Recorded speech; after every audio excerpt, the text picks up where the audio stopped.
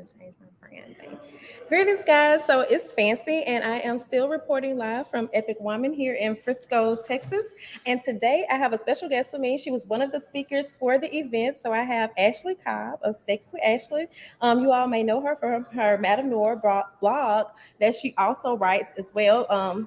And basically, just welcome, Ashley. Tell Thank them you. a little bit about yourself and who you are. So I'm, like you said, I am a sex writer, sex blogger. I write the sex advice column for Madame Noir, and I also have my own blog called Gossip and Gasm. We talk about pop culture and sex and pop culture. Cool. So, I want to know a little bit about like how you got started. Of course, I heard kind of some of your story, but just for them. So originally, I went to school for public health. I wanted to be a health educator, like in the health department. Mm-hmm. Couldn't find a job. So I started a blog at the time, which was a different blog than I have now. Basically a blog about talking about my own sexual journey, and I wanted to create a space where Black women could talk about sex and not feel shame. So Right. that's kind of how I started, and it kind of grew gradually over the last 6-7 years. Cool. And so you also kind of shared with us before that this was kind of a awkward situation for you being from the South. We're from the Bible Belt because I'm from Mississippi, so I know what it's like. Like trying to discuss sex can be really Yes. difficult around here. So I am from North Carolina, the South, and I'm from a church background. I'm a church family, and so it was very difficult at first for my family members, particularly my mother, to get on board with what I was doing. This is not something we discussed. And then for a long time, I was a person in my town like, oh, that's a sex girl. Like, ooh, that's sex girl. Like people were like that they didn't know how to take me. Right. Because people don't talk about sex really. They equate to me talking about sex to like doing porn. That's what they thought. I was like, no, it's not what we're doing. So it took them a while to come around. They're here now because I've been doing it for so long. They just kind of understand what I do. But it took them a while. But I didn't let what their thoughts deter me from what I wanted to do. Right. So.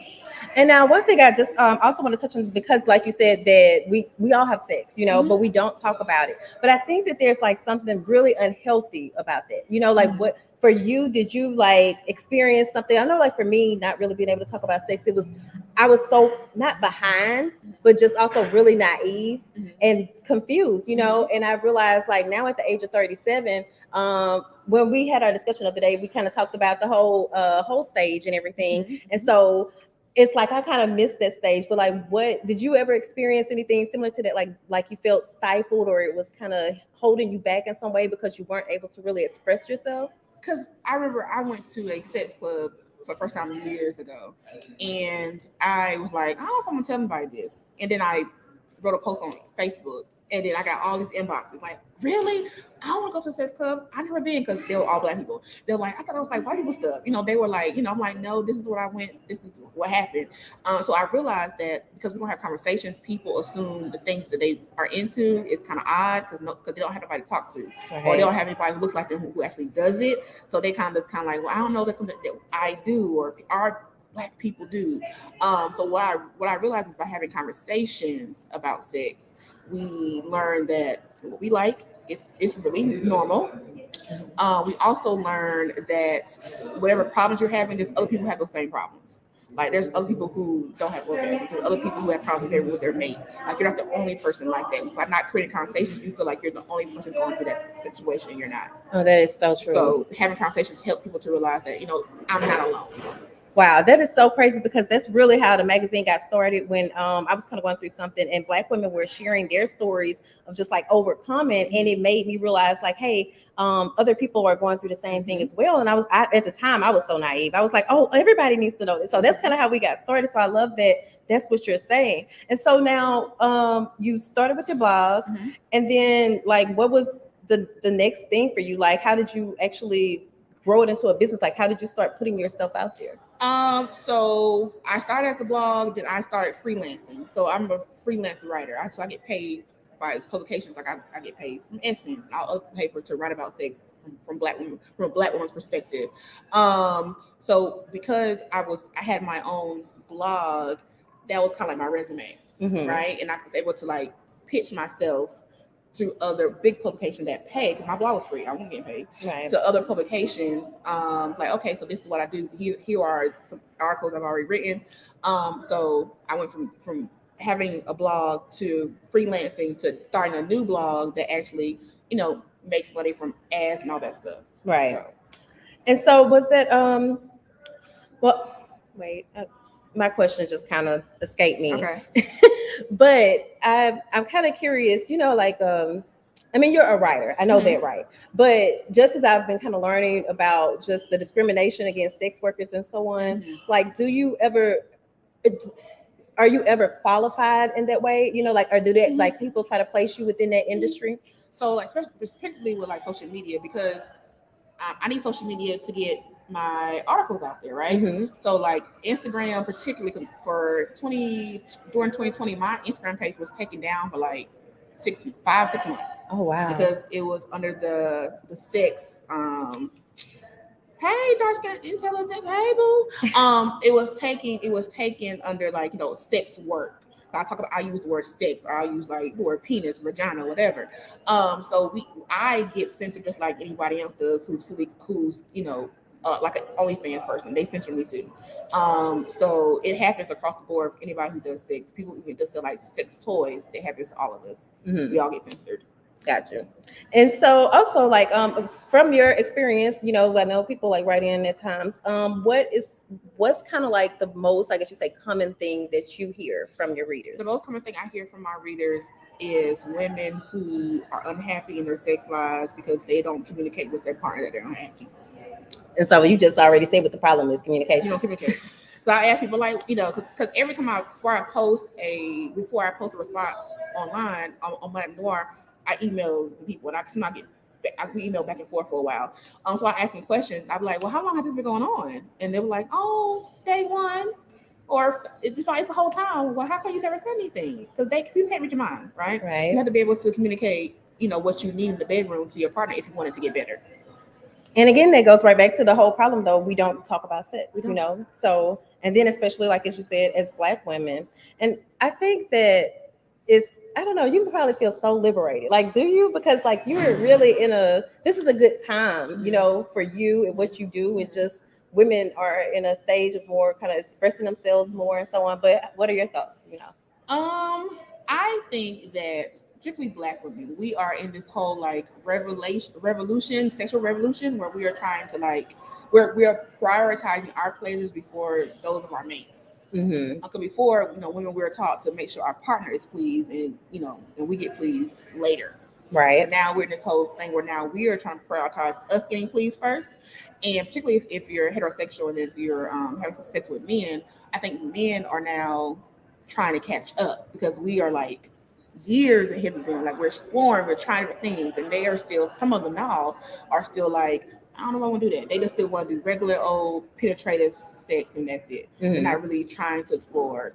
So I think they need to catch up to where we are, because we are leaving them. Look, that's so funny because actually, do you know Jay Barnett? Oh, well, King J, but he's kind of like one thing that he said to me once was like, the Black woman has been so empowered that like she doesn't have anybody to marry because the men aren't caught up to. So he told me that about 4, 5, 6 years ago. And now look at you saying the same thing. So do men like reach out to you as well? Do they submit or ask questions and stuff? I have more so men inbox me about like different things with their person or like their own performances, because men, they're not as, I guess, as comfortable or open. So they'll inbox me and ask for questions. Gotcha. Typically. Okay. Yeah, I could see them not really wanting to be all on them.